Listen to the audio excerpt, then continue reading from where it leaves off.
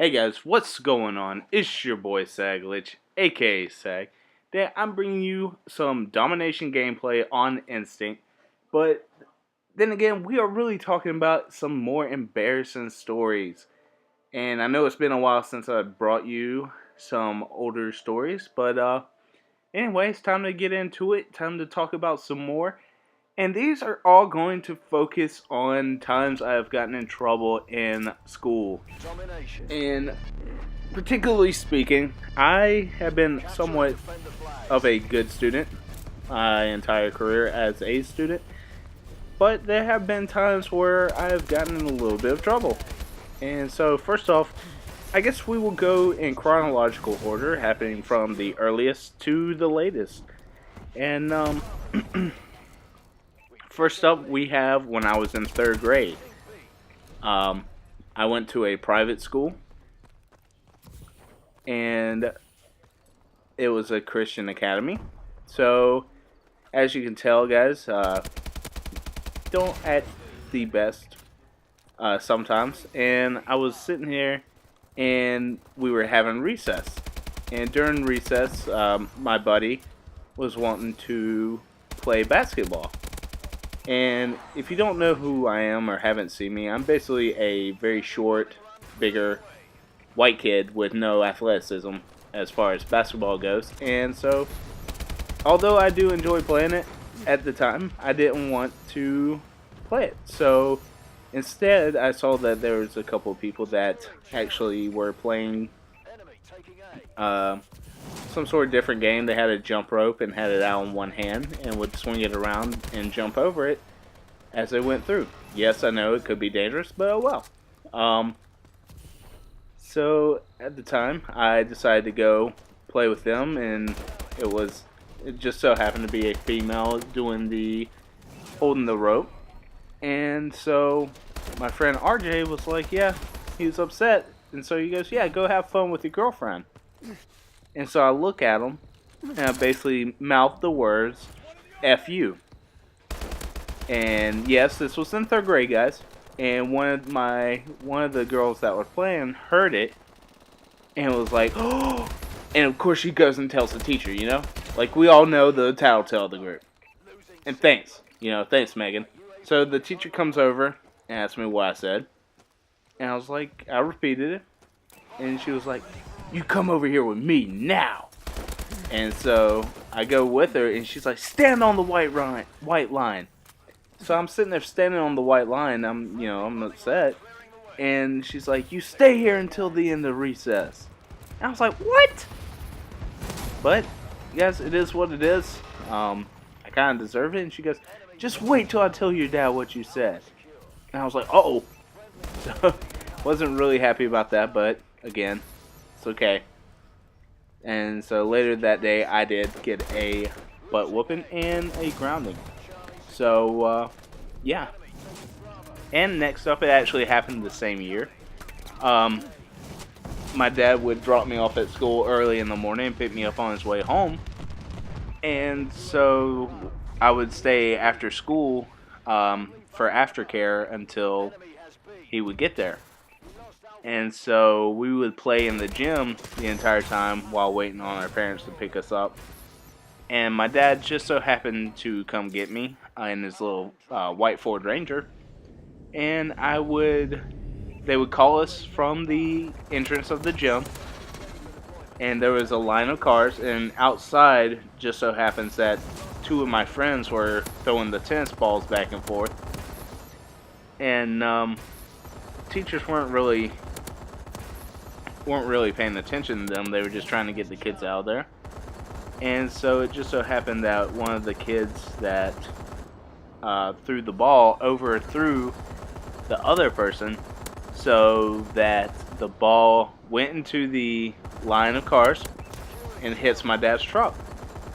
And I guess my dad either had a bad day or he was just upset that the teachers weren't paying attention to the kids.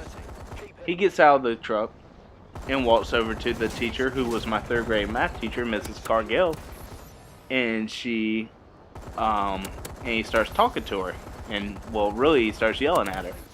Basically, do her job and pay attention to the kids. And so, me, of course, I'm embarrassed that my dad's doing this. And I guess he said something that really upset her to the point where she was crying. So, my dad is basically a bully to teachers, which is kind of funny because just so happens that my wife is a teacher who actually teaches 3rd grade. So, just so glad that my dad's not having to take care of another young child that's this age, because I would be afraid what he would say to my wife. Even though that's kind of weird to think of him like that now. Yeah. And guys, I'm an only child, so I don't know how that would be. But, yeah. Sorry, that kind of got off topic really fast. But, basically, my dad embarrassed me in front of both my friends and my teacher by yelling at my teacher and making her cry. So, my dad, he can be a tough guy, but now he's lightened up and he's one of those lovable grandpa figures. So, yeah. Next up will be my English 8th grade class. I was actually, I don't really, like, English wasn't my strong suit. Although I didn't have a hard time reading, I just wasn't a huge person that enjoyed it that much. But I would do my homework, do what I needed to do. And one of these stories I got excited about reading because it was a really good story. I remember it. And the teacher who was doing the assessment of the class, seeing what we thought of the story, what we thought it meant, certain things, she was asking these questions. And for correct answers or answers that could be somewhat deep in thought, she would give us prizes or whatever, or like extra credit. And so at the time when she first started asking these questions, she said it was for extra credit. And me not, me always making good grades, always having to make good grades because my parents would ground me if I didn't. Like, basically, if it was a B or up, I was okay. My parents would rather have an A, but they were okay with a B, B+. If it was a B- or below, I was grounded. So you guys can only imagine, like, how tough it was growing up. Because some of these parents now just don't care. And it's disturbing that they don't. I see it in my wife's class and see it in my wife's school. But anyway, so basically what was happening was she was wanting answers for extra credit. And I raised my hand because I actually had something insightful to say for a question. And she was like, she said something along the lines like, "Ooh, Seth must really want a piece of candy or something." And I was, I didn't really think of it because I only thought we were getting it for extra credit. And guys, growing up, I've always been a big guy. Ever since actually the 3rd grade, I was a chunky kid growing up. I'm still a bigger guy, but hey, it's okay. I don't have a problem with the way I look. I've been a bigger guy. I've always been athletic in sports and stuff. But anyway, this kind of got to me, especially a little kid going through puberty. I think 8th grade is when we go through puberty, around that age.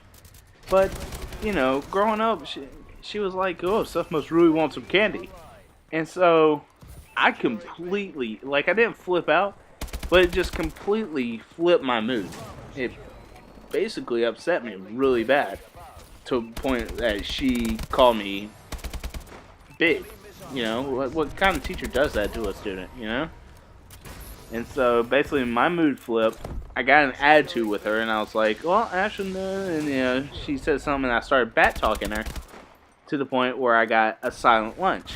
And guys, if you never experienced something like that, it's basically self-explanatory. Silent lunch is where you sit away from your friends, away from class, and you have to sit there and eat your lunch in silence. And so I didn't think it was fair that she gave me a silent lunch for basically calling me chunky. What the heck? So I went home and I told my dad. And yeah, I know, guys. Guess what? I just didn't think it was cool. So my dad comes back and he's talking to the principal about this teacher who he was like, "You know what? Yeah, he shouldn't have been talking back, but this teacher had no right calling him what she did, or basically making the innuendo that he was a chunky kid." And they didn't. They really don't. Like, And so it really upset me. My dad was like, you know what? That teacher's wrong for saying it, but you're also wrong for reacting the way you did. So I did take my silent lunch, but at the same time, I got a formal apology from that teacher, and both to myself and to my parents for saying it. So, you know, it worked out, but I still had to take the silent lunch, and I was like, you know, it's not really fair, but it is what it is, because the main thing is, I got a grown-up to apologize. What's up? Also, last story, 10th grade, my sophomore year of high school, I was in geometry honors, and it was a tough class. Our teacher, Miss Capalillo, was a mean old lady. She was super mean. She had like 3 toes on one foot and like 2 on another. It was a lawnmower accident, and she never really wore open shoe sandals or anything like that in the classroom, which is, you know, obviously why.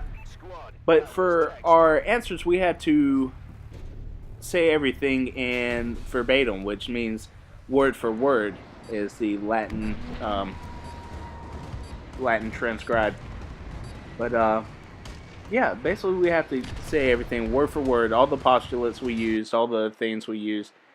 And so, oh wait, let me take a break, guys. So if you guys can see here, 58 and 12 is not bad. 6 captures, but let's continue with the story and I'll bring you some more gameplay. Alright, so anyway, if we got any word wrong or paraphrase any of the word and it wasn't remembered or written down correctly, we would automatically get it wrong. Whether even if we paraphrased and knew exactly what the person or the postulate or even the theorem, we would get it wrong. And it was, I mean, it taught us that we would, basically, if we got it right, we actually knew exactly what we were talking about, and it would show that, you know, we actually study, we actually understand the theorem correctly, and so I understand why she did it now, but at the time, you know, teenagers are really tough to remember things like that, and it's really hard to understand why exactly she would do things like she did. But yeah, no, if we paraphrased or changed the word out, it would be counted wrong. And guys, this was an honors course, which means that it wasn't AP, so we couldn't get the college credit, but basically with honors on an unweighted GPA, it would give you 1 whole extra point. So like instead of a 4.0, it would give you a 5.0, and you would be able to raise your GPA, and it's on an unweighted scale. But with that being said, you know, I studied. I would do all the homework. I would study, but it's just the fact that I couldn't remember verbatim exactly what the postulates, theorems, or whatever we used in the test. I couldn't remember exactly how they went. So I would, you know, of course, say, basically paraphrase what they mean. Well, this wasn't good enough for Mrs. Capalillo. I don't know if she was just tough because she's a good teacher. I don't know if she was tough because she hated kids, or if it was the lawnmower that, you know, that woke her up every night in a dream that terrified her. I mean, I'm making that last part up, but you know, it is what it is, because I'd be terrified of the lawnmower too if it took off 5 out of my 10 toes. And guys, I am not exaggerating. There were literally 5 over 10 toes there. But anyway, so my grades start slipping, and there are report cards that come out. And this was the second semester of my sophomore year. So basically, spring break was happening during this time, around this time. And I had big plans. It was right after I believe I got my learner's permit. And it was going to be to the point where my 2 best friends at the time, he had my friend Josh had a setup for going to the beach for spring break, and his parents weren't going to be there. Like, they were just going to drop us off at a house that their family owned, and we were going to have a house to ourselves. And that's a big deal when you're in high school, especially like as three guys. We were so excited to be going there, and and actually it was going to be four of us because a friend was going to go with me as we go. But let's just say that report cards came out right before spring break, and I'm pretty sure the school does that to make the kids suffer. I don't know. Maybe it's a conspiracy theory. I don't know.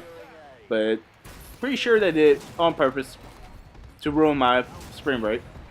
So when the report cards come out, I'm making a 78, which is a C, I believe. Yeah, it's a C. We didn't do the 10-point system. We were on 7 points. And so 85 was the cutoff for a B. And so 84 to like a 84 to a 77 was a C, and then a 76 to a 70 or 77 to a 70 was a D. And no. Excuse me, guys. The 78 to 70 was a D.